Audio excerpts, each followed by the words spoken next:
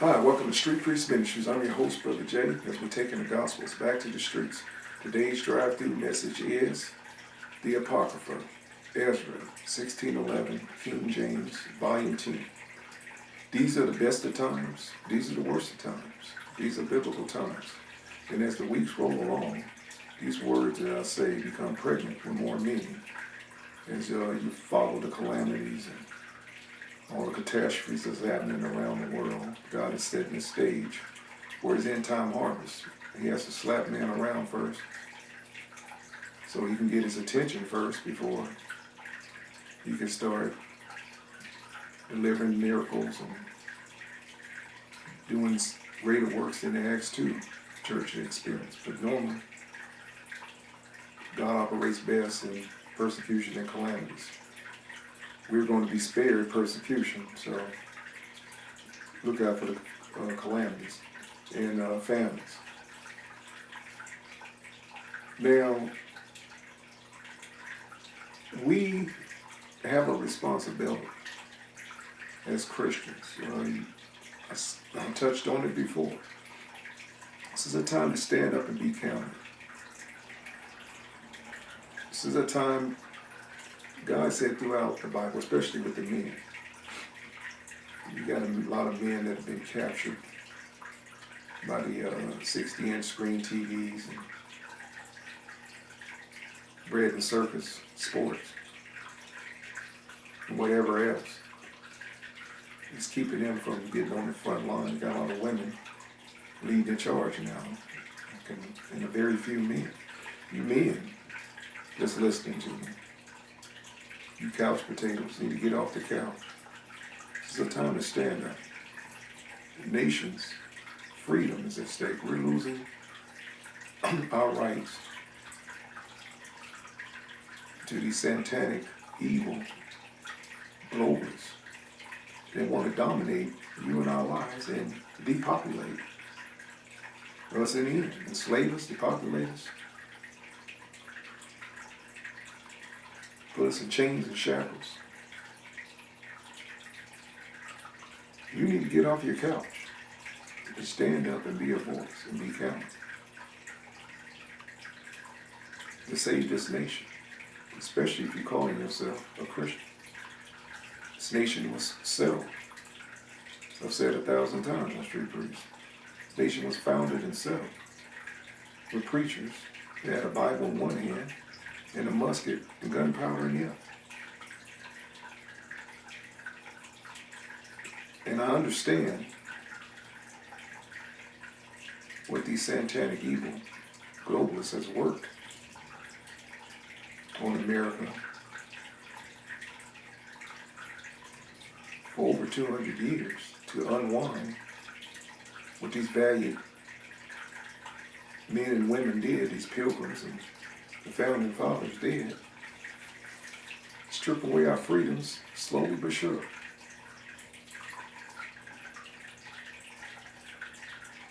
To erode our freedoms away slowly but surely. Just like in a heavy snowstorm that comes. I think Paul used this analogy. And the sun is shining on this patch of snow that you might see up a tree. It might look solid as a rock.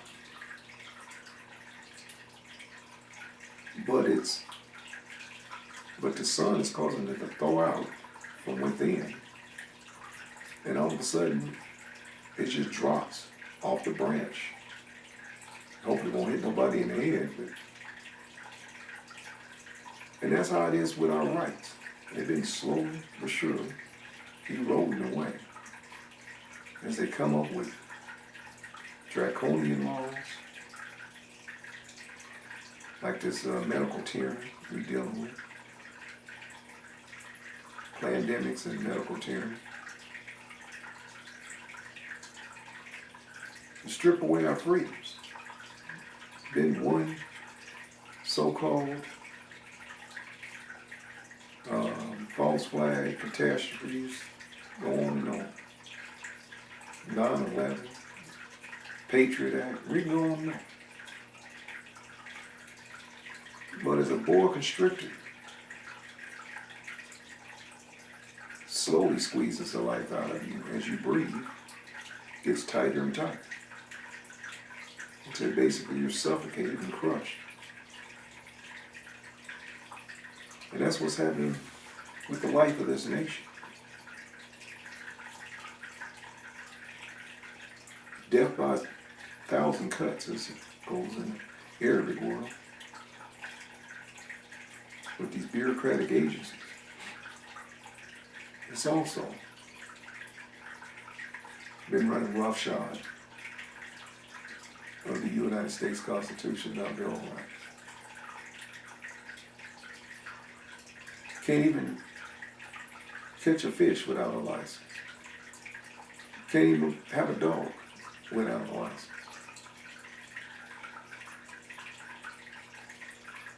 Can't do anything.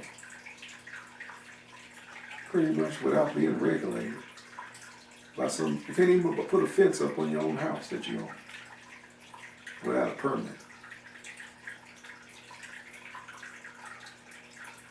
This is not how this nation was founded. This was not. It was not founded under bureaucratic tyranny, but this is what we found ourselves in. One way, shape, or another, if it ain't a pandemic medical tyranny, some terrorist type of lockdowns and this and that. Remember, they locked the whole town down, I believe, in Boston, after the Boston bombing. Whole town was on lockdown. These are Hegelian dialectic programs designed to strip away our rights and freedom. And the church sold out decades ago with the 501c3 bribe. That pretty much put duct tape on the mouths of these preachers regarding rallying the people to stand up for our freedom.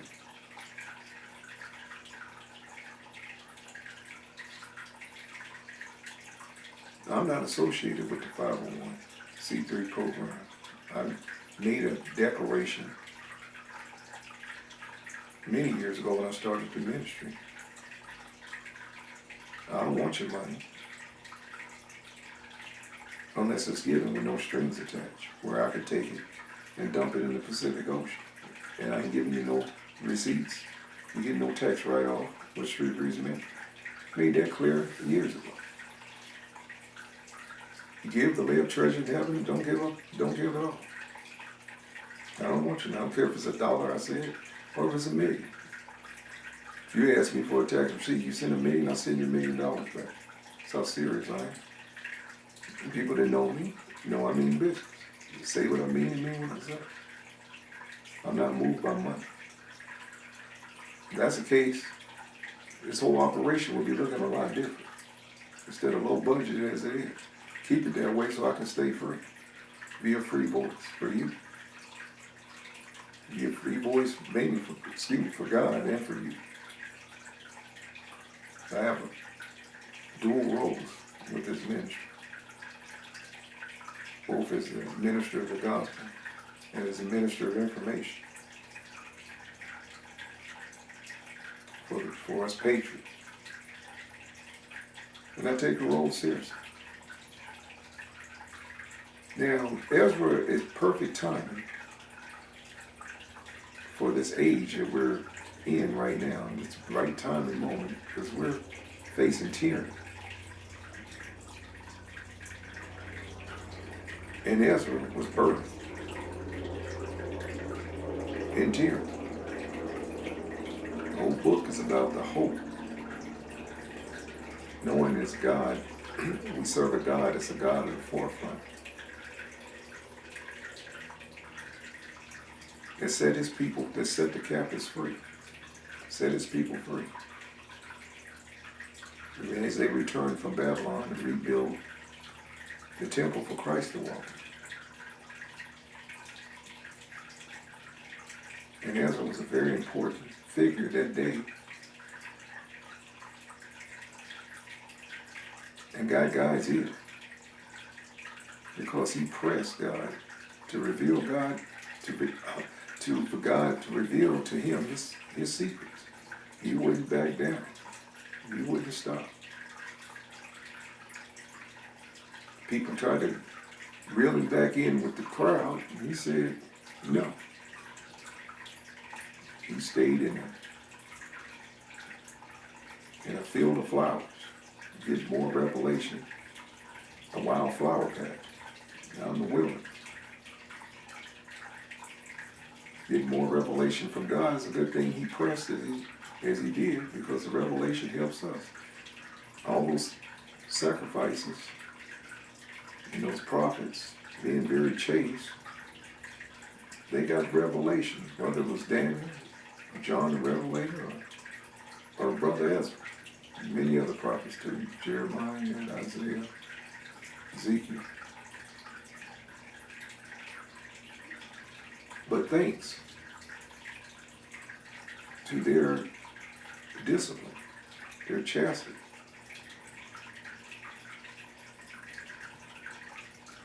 their holy being committed to God, we benefit with revelation. That'll help us during trying times, like they went through trying times with revelation in God's Word. Okay, so that's my intro. I'm going to keep it brief because sometimes I get long-winded and I'll pump the brakes myself. And we'll get into the message. Now I'm going to start the message. I lost track of where I was reading last message. Don't ask me how, what did that happen. I'm not perfect. But the point is, we're going to start at a place where I know we read already, but I'm going to reread it. Because I like the passage so much. You know? So, for you newbies, this is what we're reading. The Apocrypha, 1611. You can get the book, just that right there, or you can get the Bible, 1611 King James. We're going back to old school King James, and the reason why, because these apocryphal books for 200 years were part of the original King James. So we're going to go back to the original. And I don't like these watered down New Age Bibles anymore. And I sure ain't going to teach from them. Now, normally I teach from the Revised King James, which ain't bad. But this is the real deal. This is the real deal Holyfield here. This is the original. And you go out and purchase a copy if you want to follow along, because we're going to go through the 19 books of the Apocrypha, which means hidden, or to hide away. And the reason they were hidden, because it wasn't time for the revelation. It was pointless. These books here, you would have to be in the last days, basically, to even grasp what has been said. That's why God told Daniel to seal up the sum of the prophecies, because it's too early for you to know the revelation. And he didn't give him the revelation. Now, he did give Ezra, but I don't think that Ezra understood in its fullness, but he gave him the revelation of what the prophecy and the metaphors and the prophecy stood for. Now, I know I marked it. I'm not losing my mind. I know I marked where to start. So, he did give him that. Ezra had that much.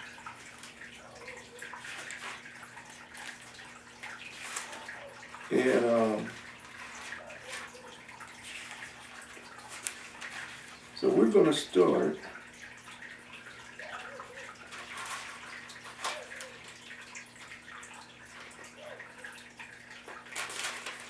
I thought I marked it, but apparently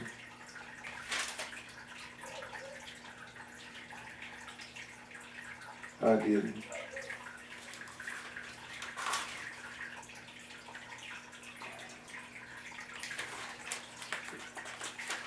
I didn't mark it.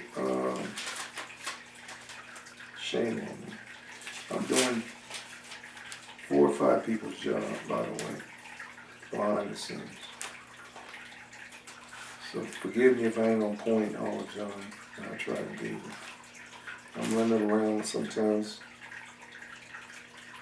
like a chicken with his head cut off. And I'm literally doing 4 or 5 people's job, which is just with the ministry. And with the other half of the ministry, I deal with the ministry information that I do on social media. It's pretty hectic. I've been doing it for years. And God gives me the strength, because sometimes I really, in the natural, I get battle fatigue. We all do. But somehow God gives me that extra energy, that resource, and I pick up the pace. Now, I knew I had marked this. I am just shocked that I can't find it.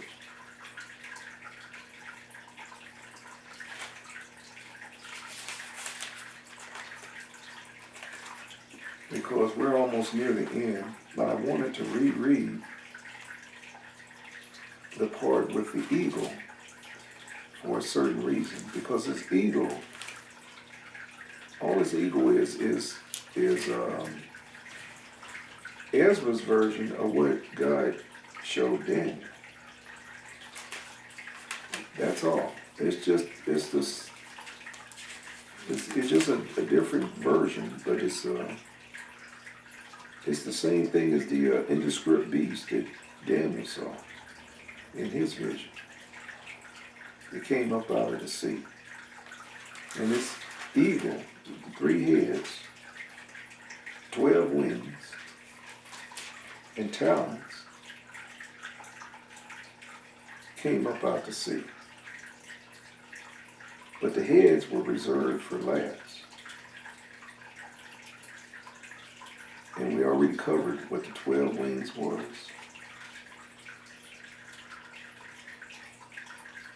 Of this beast. And this beast, indescribable, was wrong. And just like with Daniel, where he saw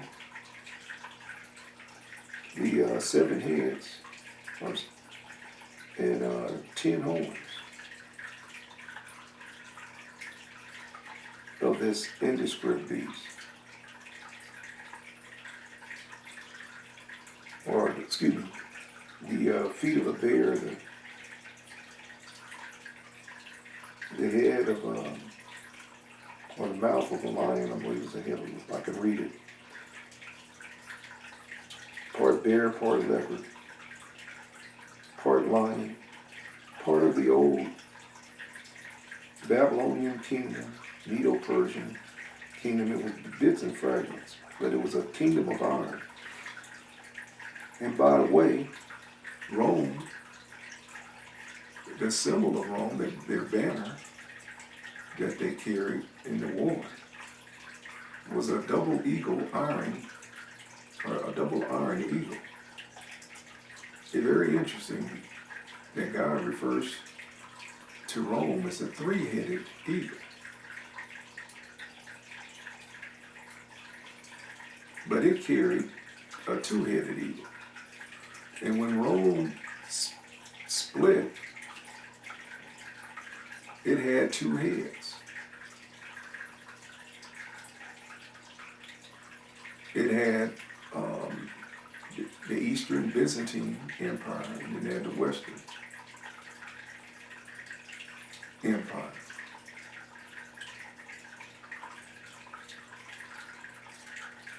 And that was very interesting. And then it morphed into the Catholic Empire.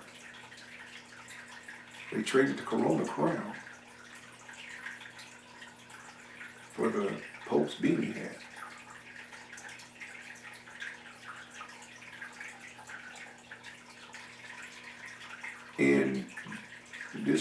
Empire has been clandestine, ruling the world, still. Even when the old Roman Empire fell in, I believe it's 476 AD,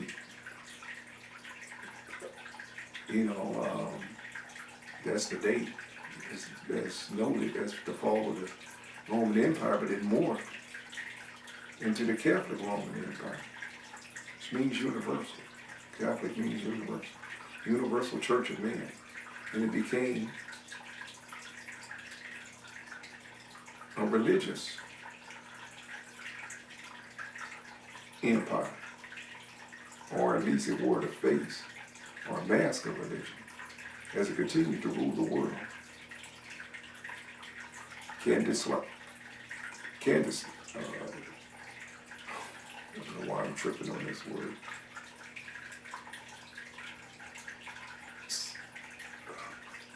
Covert, trying to say clandestine.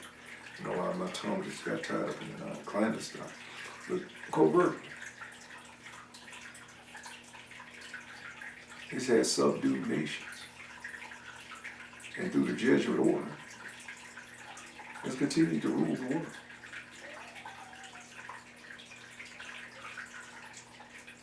Even up until the end, with the 10-nation confederation, which is described as the 10-toe kingdom in Revelation, or the 10 horn. I believe it was a 10-toe in Daniel's prophet. Right up until the end. And it's called the beast, the indescribable beast,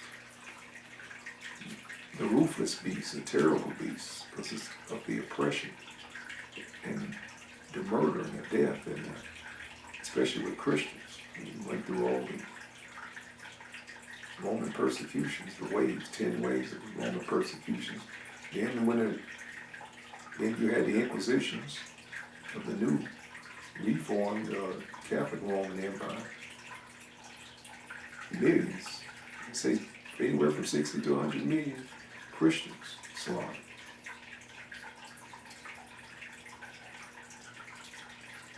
Under the Iron Eagle of Rome. And this has been going on since Nero, 64 AD, since he framed the Christians. And the false flag fire burning Rome down while he fiddled. Christians have been getting slaughtered by Rome.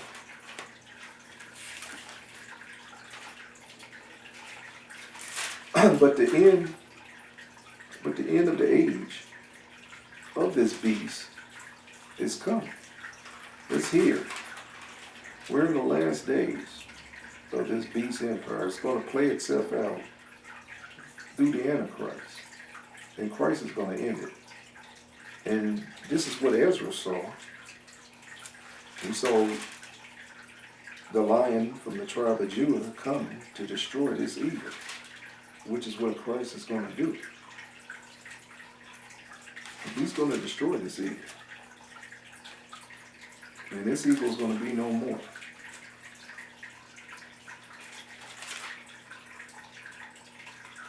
So, this is where we are.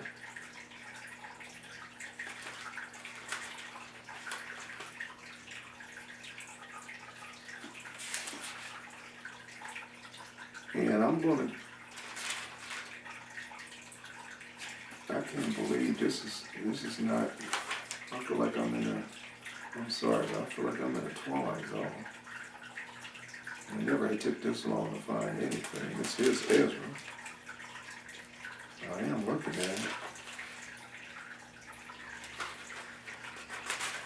And I'm looking at the chapters. But it isn't matching up with where we was reading. That's why I'm having a problem.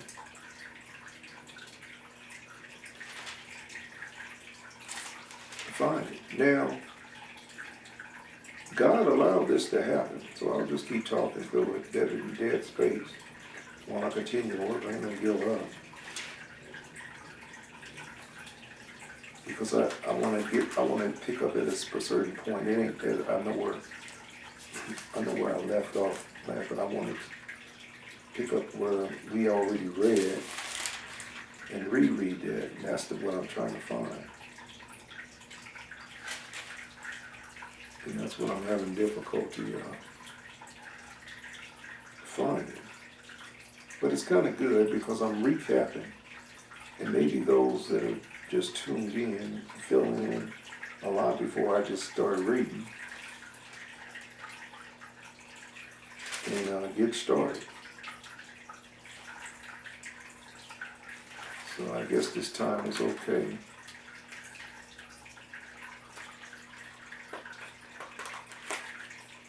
For me to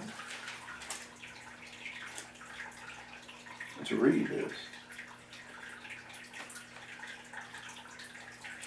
We're going to wrap this up and we're going to go. I got to decide what book I'm going to read next. That I haven't decided. I want to try to get through everything that's prophetic first before we read something like Maccabees and one of those books. I want to go through the prophetic stuff.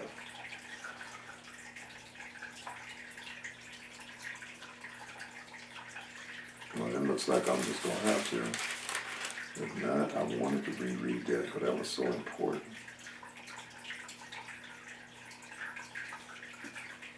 And it would have helped fill in something I wanted to fill in. But if not, we're going to go ahead and move on. The train's got to leave the station.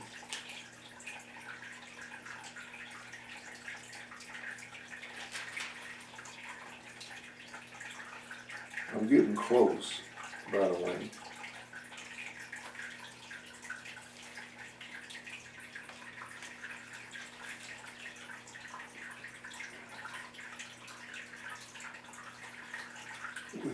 We're getting close.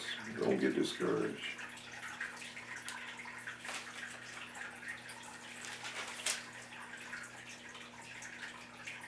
We're almost there.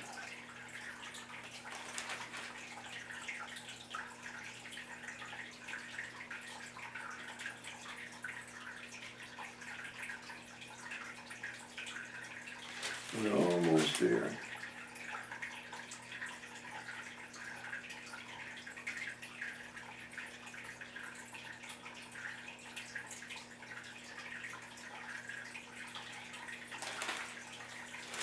Okay, so we're going to start here.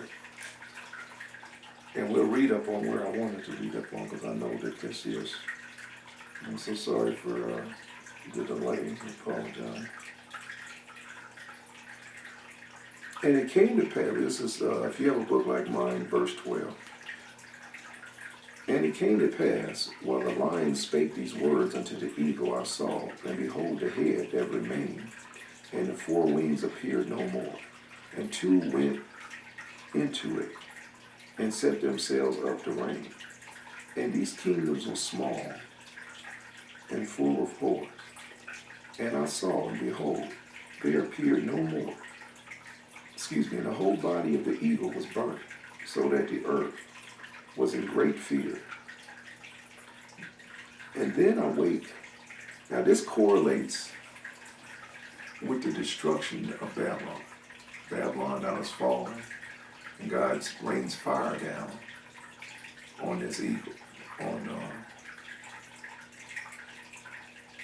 this ancient beast, symbol of Rome Empire. And he burns it up. And everybody was astonished. The whole world was mourning.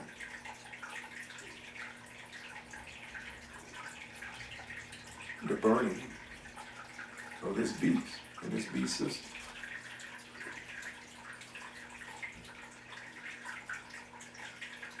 And I saw, behold, and there appeared no more. And the whole body of the eagle was burnt, so that the earth was in great fear. Then I waked out of my trouble in trance of my mind from great fear, and said unto my spirit, Lo, hast thou done unto me, in that thou searchest the ways of the highest? Lo, yet I am weary in my mind, and very weak in my spirit, and a little strength is there in me, for the great fear wherein I was affrighted this night. Now remember, I'm reading the old school King James, so I'm trying to translate it into what would be the revised King James if I was reading that. So you'd understand it a little better, or at least some modern words. Therefore will I beseech thee, the highest, the most high, that he will comfort me until the end. And I said, Lord, the bearers rule, if I have found grace in thy sight, and if I am justified with thee before many others, and if my prayer indeed be come up before thy face, comfort me then, and show me thy servant the interpretation and the plain difference of this fearful vision. Show it to me plain. Give me plain revelation, that thou mayst perfectly comfort my soul. For thou hast judged me worthy to show me the last times. And he said unto me, This is the interpretation of the vision. The eagle whom thou sawest come up from the sea is the kingdom which was seen in the vision of thy brother Daniel. Now we rereading this. I know we read this before, but pay close attention. I think this was worth covering again. But it was not expounded up on unto him. Therefore, I will declare it unto thee. He didn't tell Daniel. Daniel asked to know. The angel said no. Seal up the sum of this prophecy until the end. Until the end.